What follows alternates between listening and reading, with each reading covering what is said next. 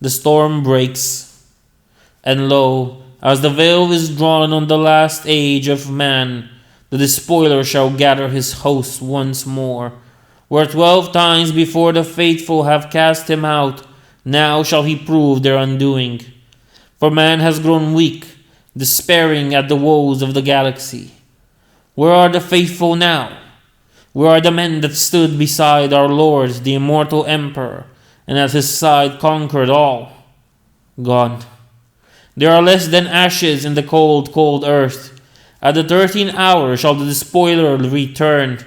All humanity shall tremble, for lo, his doom is upon him. The last oration of the heretic archivist of the Gethsemane Reclusium.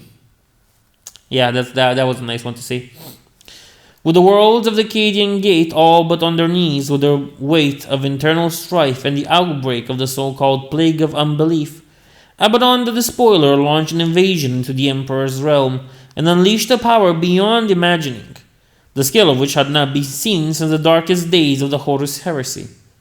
As part of their constant vigil around the Eye of Terror, highly trained units of Cadian Karskin often pushed into the outer reaches of that swirling maelstrom, desperate to find some indication of where the first blow would land in the early 999th year of the 41st millennium.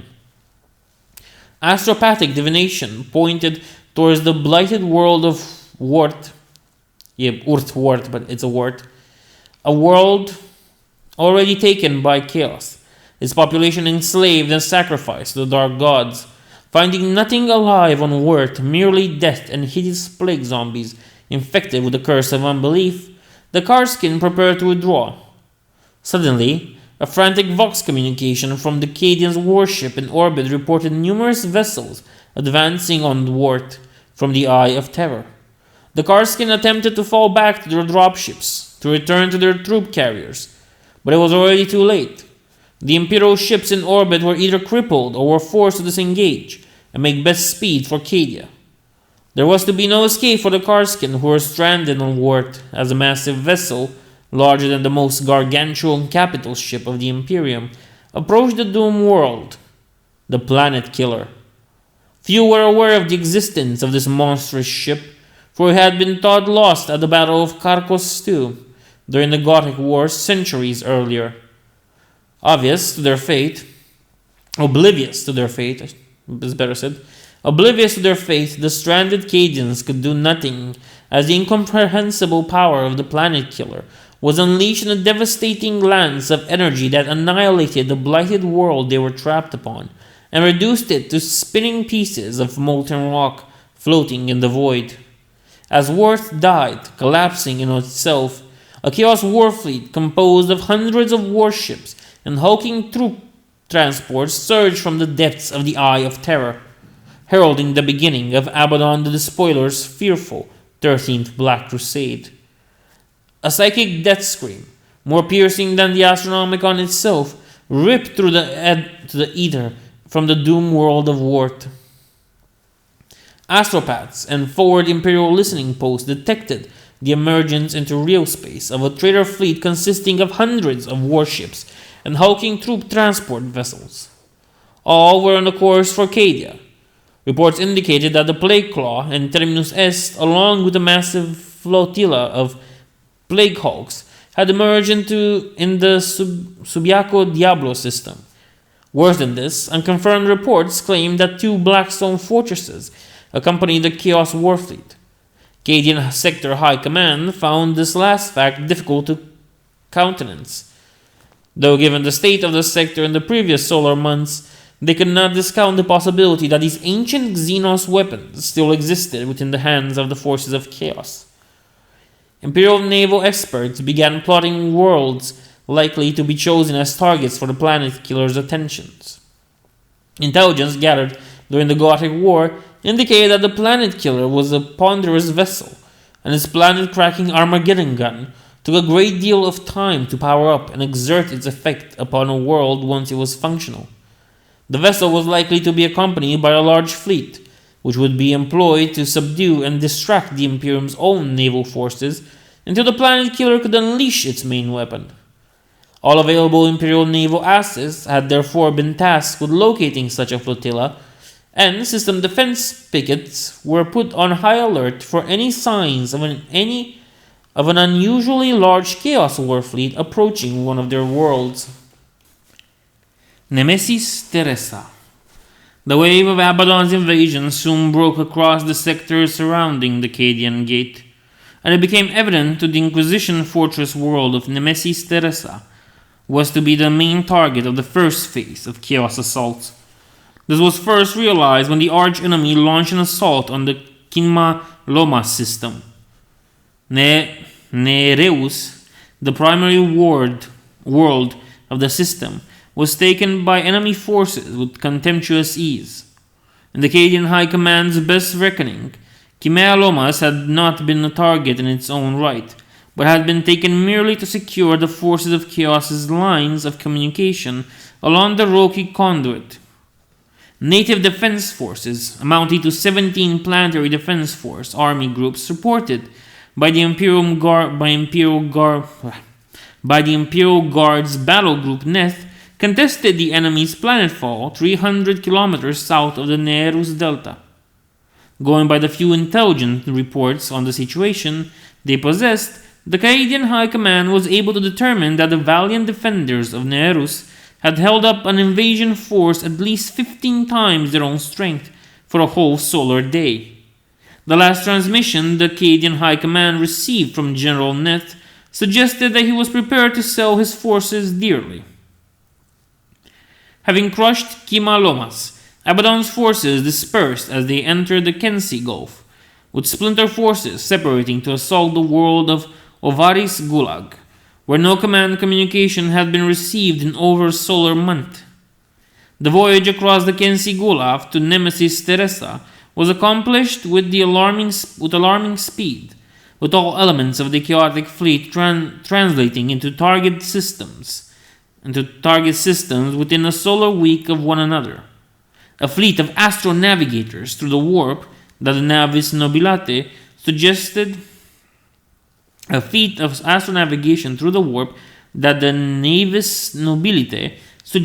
the Cadian High Command would only be possible with the aid of the darkest of sorcerous arts, while the enemy had chosen an inquisitorial fortress world like Nemesis Tessera as the initial target of its assault remained a mystery.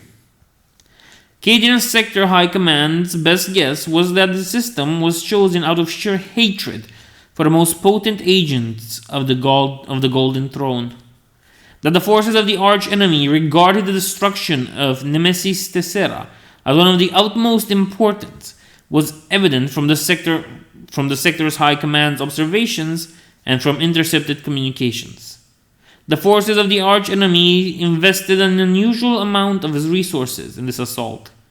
After the forces of Chaos made their landings, it appeared that the Inquisition's fortress might be able to hold. Yet Cadian High Command could only speculate that the icy surface of that grim world must have been infested with millions of traitors and heretics who had made planetfall upon it. They estimated that those who did not fall to Nemesis Tessera's inhospitable climate would soon be hunted down and exterminated by the blessed agents of the Inquisition.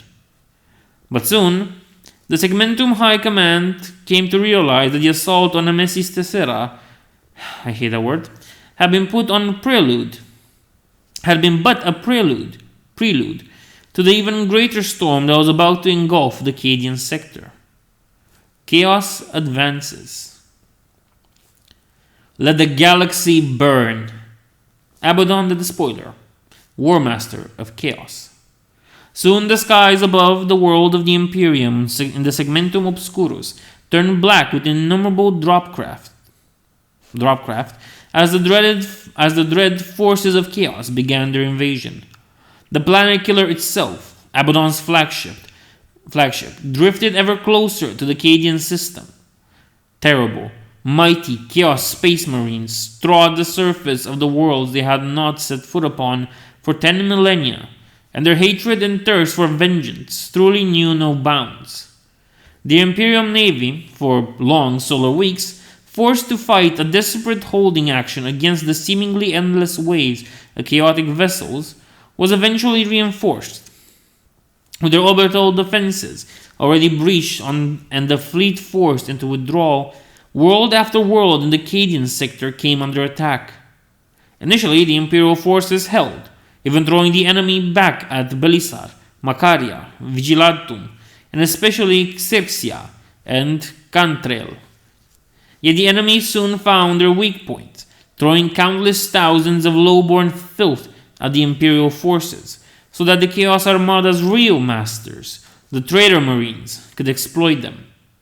The Chaos war fleets continued their inexorable advance upon Cadia, only stopping to allow the Blackstone fortress to scour Demio's binary to a barren rock. Lightning arcs of incandescent energies raised the planet's surface bare, killing millions of Imperial servants and destroying every structure in a matter of solar hours. Chaos vessels quickly overwhelmed the orbital defenses of the solar Mariatus, the outermost planet of the Cadian system, and hundreds of dropships carrying Traitor Guard regiments of the now infamous Volscani Cataphracts descended to the surface, attacking the mining outpost and capturing the valuable ore refineries from the defending units of the 23rd Cadian Regiment. The traitor forces established a forward base of operations on Solar Mariatus, from which to launch attacks throughout the system. St. Josemain's Hope. The first of the inner worlds of the Cadian system to fall was the prison world of St. Josemain's Hope, whose inmates were believed to have thrown their lot in with the invaders in the vain hope of being granted freedom, following an insurrection stirred up by an organization known as the Correction Rehabilitation Movement. A possible chaos front, they were granted only eternal damnation, for the liberators turned out to be the renegade space marines of the Violators, warband, devoted servants of Slanesh, the Prince of Pleasure. Brutal, close-quarter fighting erupted all across the continent-sized prison, and many of the guards kept a last bullet for themselves rather to allow themselves to be taken by the frenzied inmates. Welcoming the traitor forces as liberators, the inmates were horrifyingly disabused of this notion as those allowed to live through the pleasures inflicted upon them by the Slaneshi servants were instead taken as slaves for the Chaos Warfleet or conscripted into its armies of traitor guard. Many officers within Cadian High Command had not heard of the Violators until they had been invited to a closed session briefing along with Lord Castellan Creed, where a representative of the Inquisition imparted to them the awful truth concerning these hedonistic heretics, so that Imperial forces would be better prepared to combat them. What they were told about the Violators' activities filled even hardened veterans with horror, for no man, no matter his crime, deserved to have the attentions of such vile creatures visited upon him. Soon the defenses of every one of the worlds in the Cadian system were sorely tested, and despite the efforts of the Commissariat to maintain Imperial morale through censorship of news, word spread of the atrocities being committed upon St. Josemain's Hope.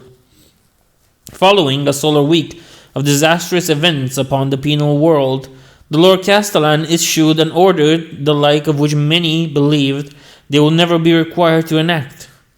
The world of St. Josemain's Hope was to be subjective to exterminatus and destroyed utterly. The enaction of an exterminatus was beyond the resources available to the Imperial forces present in the system. The agents of the Inquisition confirmed this and said that their own ships that carried the needed weapons of mass destruction were many solar weeks distant. Logan Grimnar, the Great Wolf, chapter master of the Chaos... well, not really Chaos, but of the Space Wolves, also confirmed that none of the available vessels of his chapter fleet carry cyclonic torpedoes, and neither did any Astartes warship within range. The Imperial Navy put forward the plan of instigating a massive bombardment of the world using Nova cannons, in the hopes of causing a degree of tectonic instability. but all available intelligence suggested that the chaotic fleets blockading St. Josemain's Hope's orbital space were too strong. The bombardment vessels would not survive to launch a single shell, let alone the 100 or more required to complete the task. Finally, it was put forth by the Adeptus Mechanicus representative that tectonic instability could be created by overloading the generatorium grid of the planet's main prison complex. The resulting explosion would pierce the world's crust, thereby causing a meltdown to sink through the planet's outer crust and into its mantle. This would cause the crust, followed by the planetary mantle, to tear itself apart. The only drawback to this plan was that such an objective would need to be completed by a team of operatives on the ground, for it could not be attempted remotely. A special team was assembled in short order and given the moniker Strike Force Herald. It was composed of an unlikely mix which included Astartes from the Space Wolves, Halding Griffins, Subjugators, and Iron Knights chapters.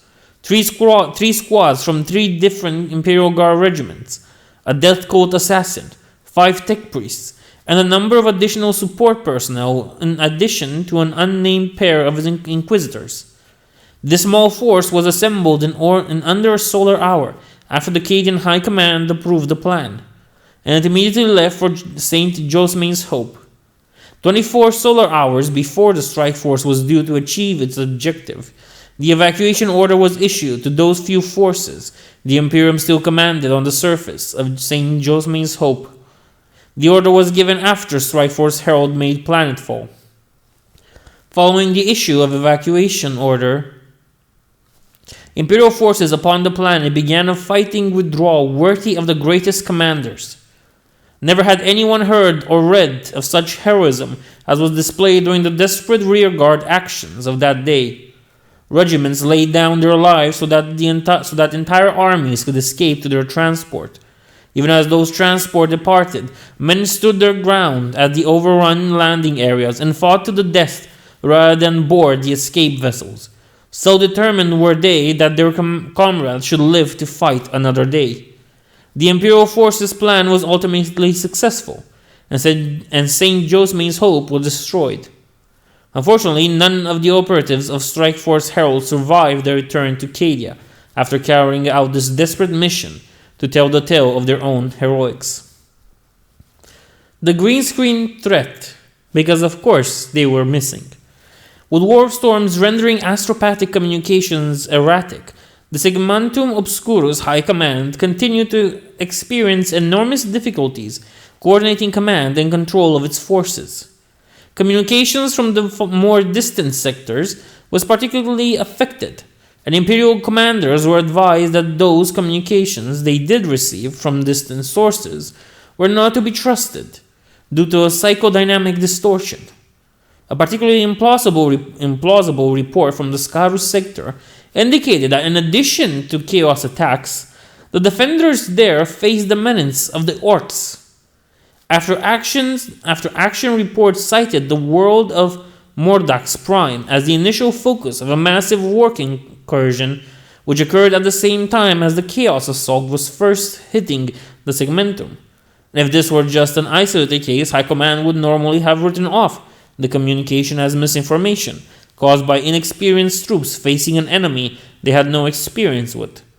However, every major star system in the Scarus sector soon logged similar reports, so they had to be taken seriously until more detailed information was forthcoming.